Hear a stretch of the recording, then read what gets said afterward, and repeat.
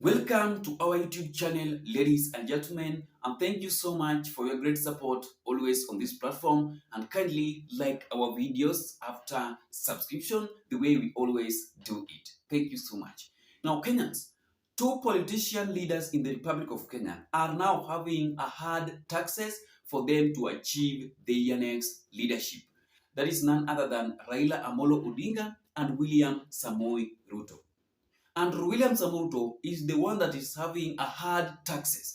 The first tax is to make sure that Raila Amolo Odinga won the AU chairmanship 100% fully, because on the AU chairmanship battle, if you lose, there is no handshake there, the way Raila always do it here in Kenya. The second one, Ruto is having another hard tax to make sure that he prepare the ground so that he will be re-elected again in 2027 election. And Raila Amolo Odinga is having a hard task where he is now being rejected in each and every corner in the Republic of Kenya after what he has been doing under his opposition leadership in the Republic of Kenya by betraying Kenyans. Remember that right now, Raila Amolo Odinga is dancing on the top of the grave of the Gen Zs who died during the anti-government protest here in Kenya, but they have a very, very better plan.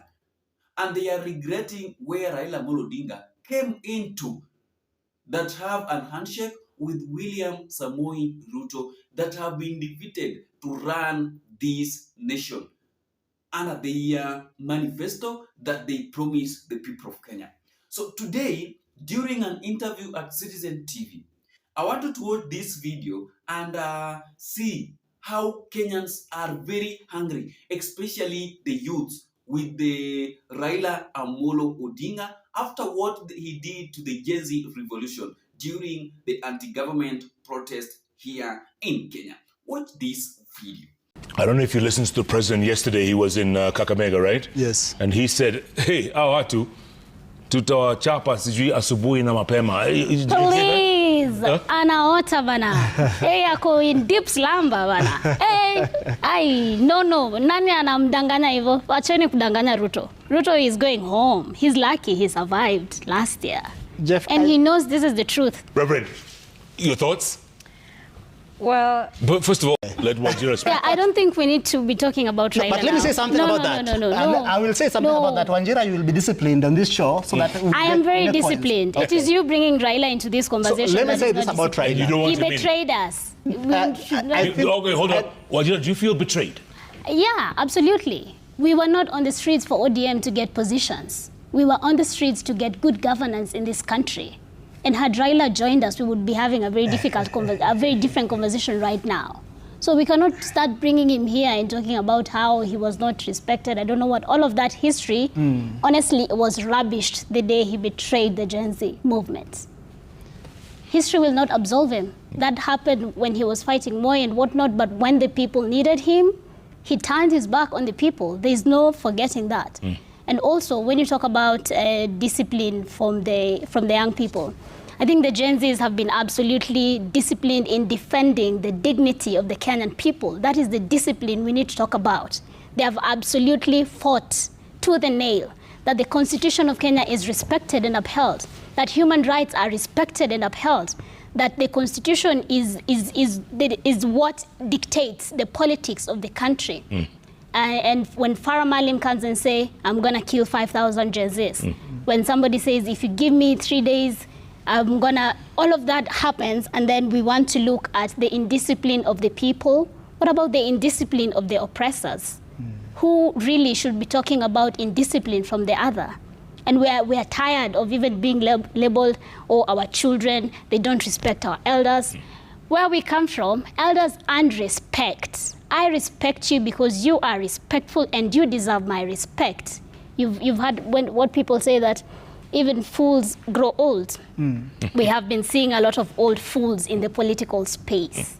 And then they are saying, you have no manners. Even, I remember at the airport when I was asking Farah Malim if he's still killing 5,000 Gen Zs. You asked him? I asked him, I was like, yes. And? He said, oh, it wasn't me. He tried to, and then he told me, you know, Wanjira, you're like my granddaughter. and said, why are we bringing edges in politics when you wanted to kill us for raising a valid question? Honestly, Jeff, what people were saying is we reject the finance bill. And how that ended was in young people being dumped, was in women being dismembered and dumped in Kware, in Mukuru, was in a very dark face. Yeah.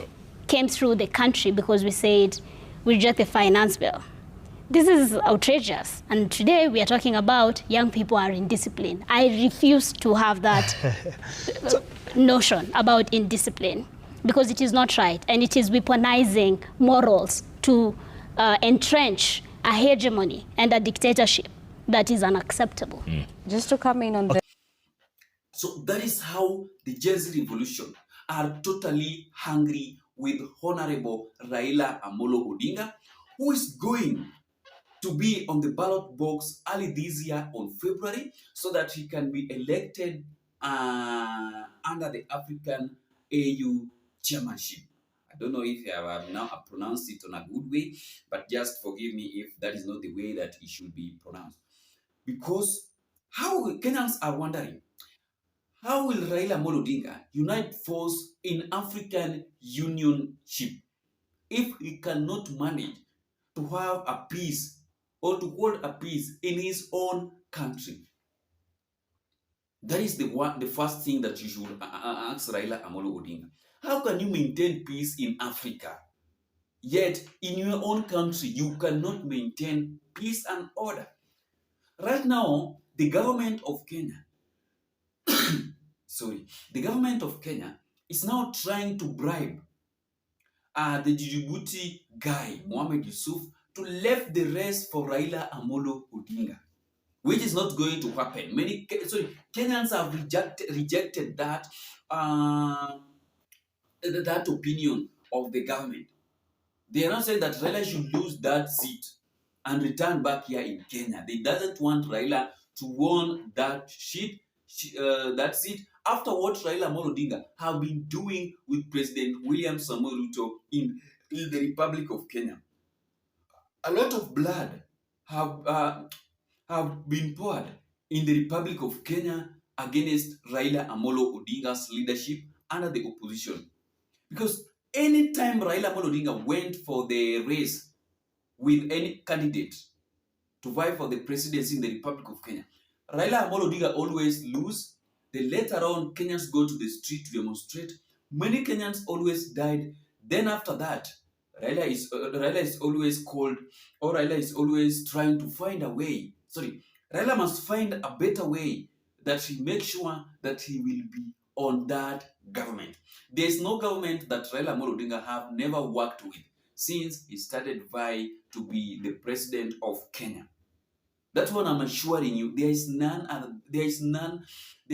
of them that Raila have failed to work with. He worked with Uhuru Kenyatta. He worked with Kibaki. He worked with Moi. He is now working with William Samoei Ruto. So the person that is enjoying is Raila Amolo Odinga, but not the people of Kenyans. So that is how leadership in the Republic of Kenya is happening.